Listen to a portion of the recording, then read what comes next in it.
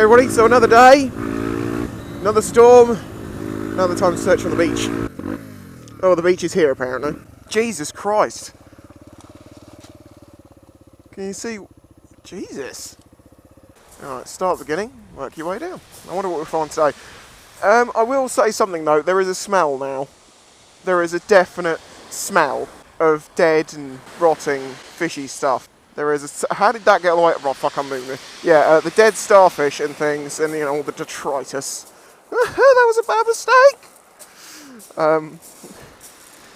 Are starting to really whiff. Fuck!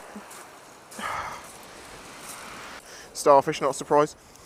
Tell you something though, we haven't really talked about the interesting facts about starfish, really. You know, we've just accepted that a starfish is a starfish and that's that. And I've explained to you how they move along using their little tiny legs they have underneath. They're the same family as the sea cucumbers and the sea urchins and things like that. All those sorts of sea creatures are made up of 5 segments, or a multiple of 5 segments. And if you chop a starfish's arm off, it can grow it back. It takes about a year, but it can grow it back. Now, from what I've read, it says that, you know, you can grow a starfish from one arm, so one arm, and a little bit of the central disc. So that got me thinking, if you equally divided one into 5 pieces, would you then get 5 clone starfish? I don't know about that.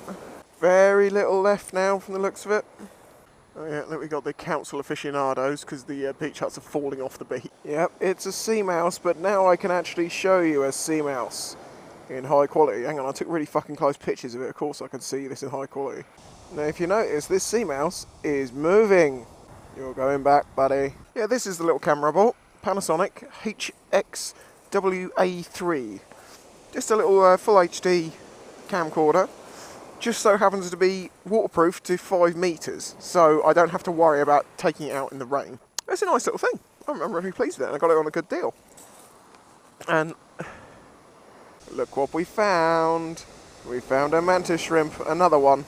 It's quite a lot smaller than the last one, but it really is a cool little thing. Found one of these live crabs. Doesn't look very well though, does he? He's a bit slow moving. That, as I now know, is a small spider crab. Oh, that's nasty. So it's a type of shellfish. Now I don't know what that one is. I'll have to find out. But look, that's its foot. Do you enjoy its gelatinous foot? So yeah, starfish, they eat clams, mussels, all sorts of things like that. Another sea mouse. It's just ridiculous. And the way they eat them is they wrap their arms around said mussel, for instance, and they will pull it until it opens up just a tiny, tiny little bit. And then they distend their stomachs into the living mussel and then digest it in its own shell, basically, and then suck its stomach back in. And through this, they can eat things that are an awful lot bigger than their mouth would be. We see here the living sea mouse sunbathing on the beach. Normally living in the sea, they enjoy the sun. Never do they look better than when they have a good tan. Tanning. Oh, and also they don't have blood. They use seawater. And that's what's used to help propel their legs. They fill these tubes with seawater and it helps them use, you know, some stability to them, and then they can control them. So the cute, humble starfish is actually a bit gross. It pukes on your face and then grows his arm back. So I'm going to tell you a story about my mother. Yes, my mother. You see, my mother, long time ago, with my father, she used to catch the shark. Yes, I do not agree with this. It was sport fishing. There is no excuse. But it was the time that people just think was okay. You could do this. You was like, go catch a shark. And there were sharks off of here. Yes, over there. Big sharks. Fucking big sharks. The sharks like the Porbeagle. Of course, my father and my mother may be a reason why the sharks aren't so good around here no more. I joke.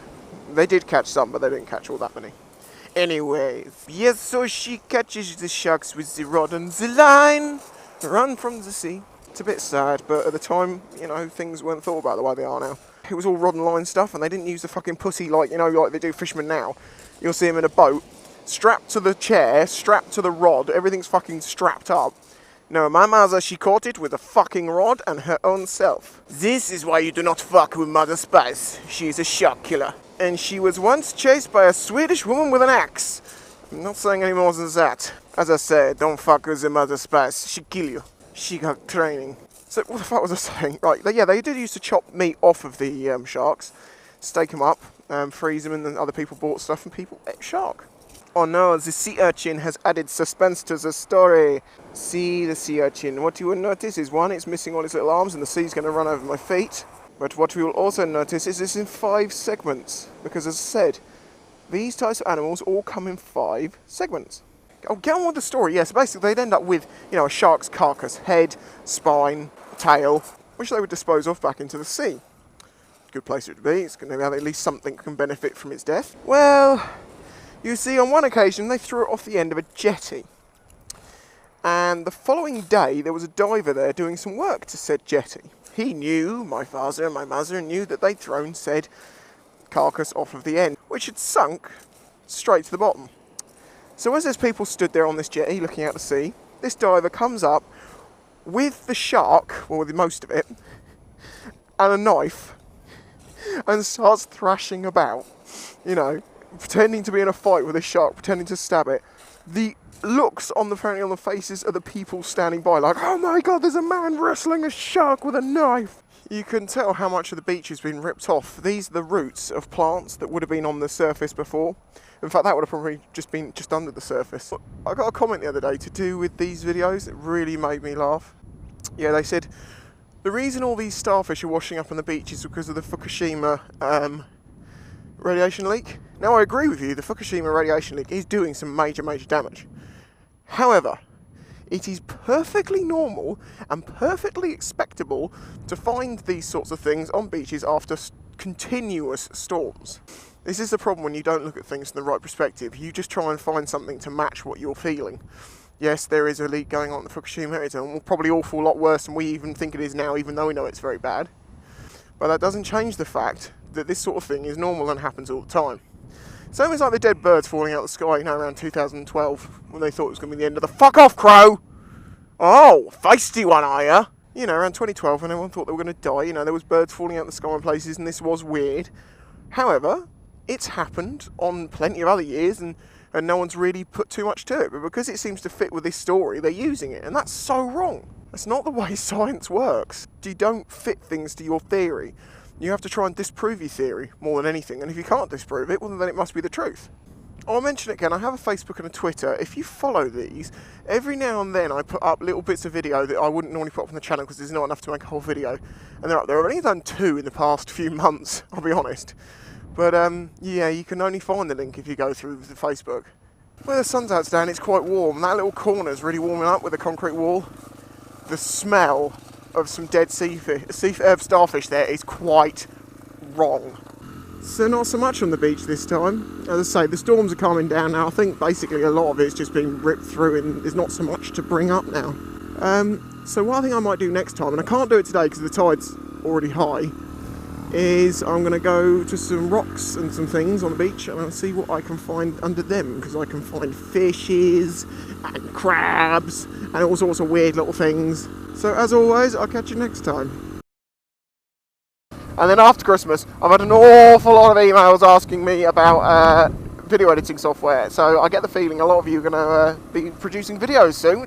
So you want to know what video editing software I use.